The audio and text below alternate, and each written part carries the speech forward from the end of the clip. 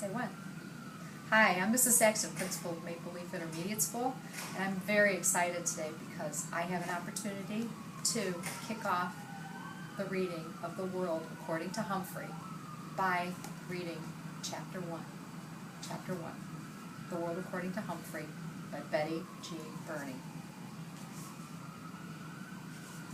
The Return of Mrs. Brisbane.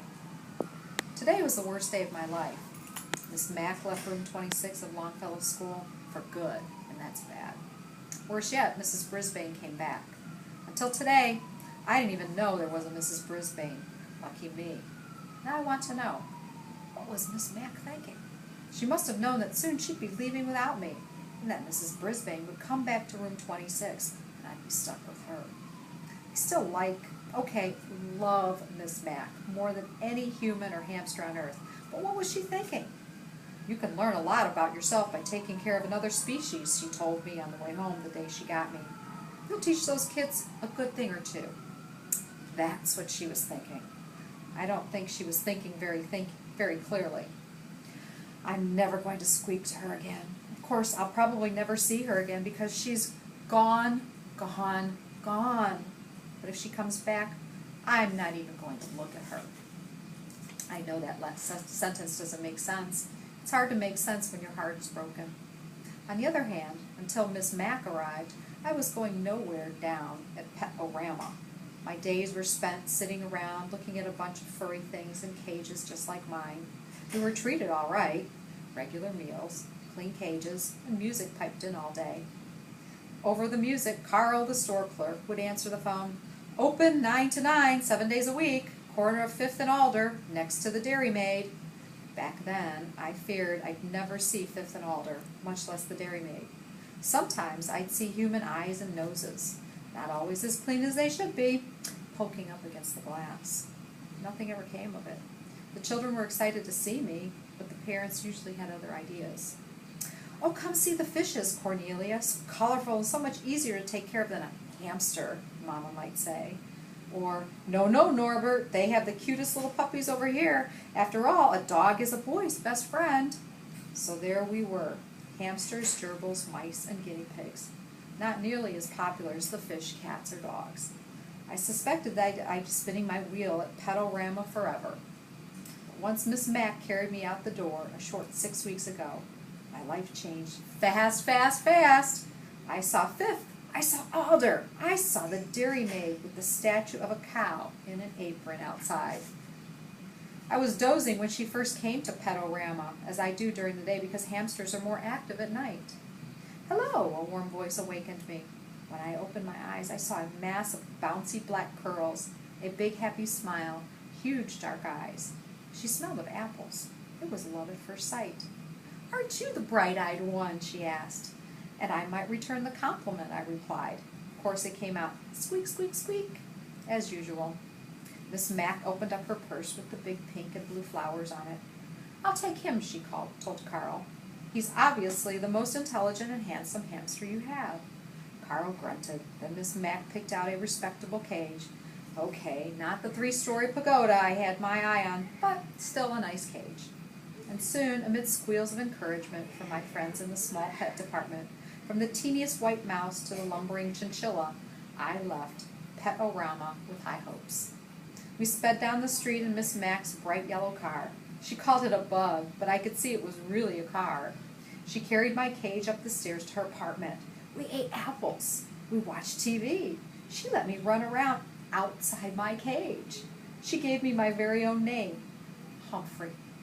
And she told me all about room 26, where we'd be going the next morning. And since you are an intelligent hamster who is going to school, I have a present for you, Humphrey. She then gave me a tiny little notebook and a tiny little pencil. I got these for you at the doll shop, she explained. She tucked them behind my mirror where no one could see them except me.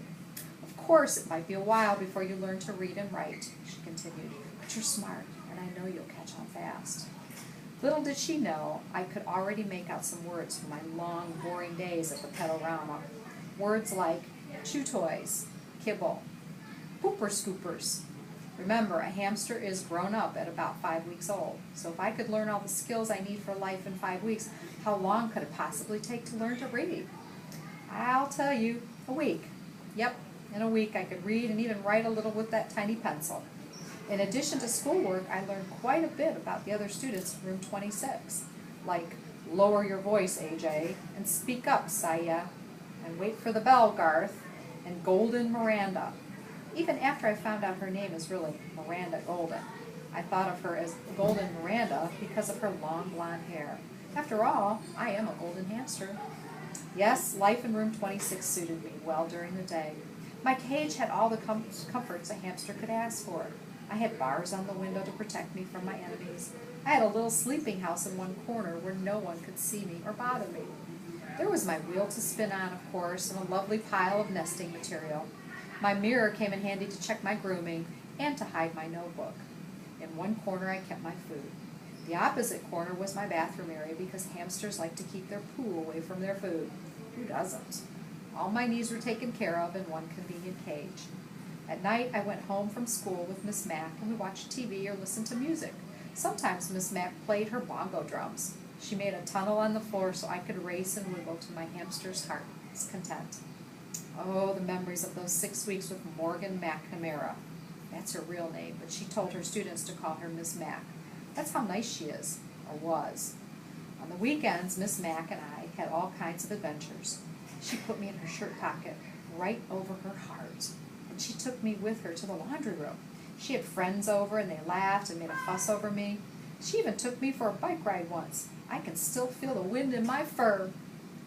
I didn't have an inkling until this morning of the unsqueakable thing she was about to do to me. On the way to work, she said, "Humphrey, I hate to tell you, but this is my last day in room 26, and I'm going to miss you more than you'll ever know." What was she saying? I hung on to my wheel for dear life. You see, it's really Miss Brisbane's class, but just before school started, her husband was in an accident, so I took over the class. Today she's coming back for good. Good? I could see nothing good in what Miss Mack was saying. Besides, I want to see the world, Humphrey, she told me. Fine with me. I've thoroughly enjoyed all the world I've seen so far and would go to the ends of the earth with Miss Mack, but she wasn't finished yet. But I can't take you with me. All hope's dashed completely. Besides, the kids need you to teach them responsibility. Mrs. Brisbane needs you too. Unfortunately, she didn't tell Miss Brisbane that. Mrs. Brisbane was already in room 26 when we arrived. She smiled at Miss Mack and shook her hand. Then she frowned at me and said, "Is that some kind of rodent?" Miss Mack gave her the speech about how much kids can learn from taking care of another species. Mrs. Brisbane looked horrified and said, "I can't stand rodents. Take it back." The "it" she was talking about was me. Miss Mack didn't bat an eyelash. She put my cage in its usual place next to the window and said the kids were already very attached to me.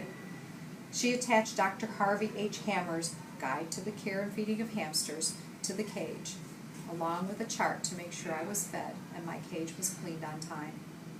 "The children know what to do. You won't have to do a thing," Miss Mack said as Miss Brisbane glared at me. Just then, my fellow students came streaming into the room, and within a half an hour Miss Mack had said goodbye to everyone, including me. "I'll never forget you, Humphrey," she whispered. "Don't you forget me either." "Not likely, but I don't know if I can ever forgive you," I squeaked. And then she was gone, without me. Mrs. Brisbane didn't even come close to my cage until recess. Then she walked over and said, "Mister, you gotta go." But she doesn't know my secret. The latch on my cage door doesn't work. It never has. It's the lock that doesn't lock. So I've got news for you, Mrs. Brisbane. If I've got to go, it will be when and where I decide to go, not her. Meanwhile, I'm not turning my back on this woman, not for a second. If I ever disappear and someone finds this notebook, just check out Mrs. Brisbane, please. The World According to Humphrey, Chapter 1.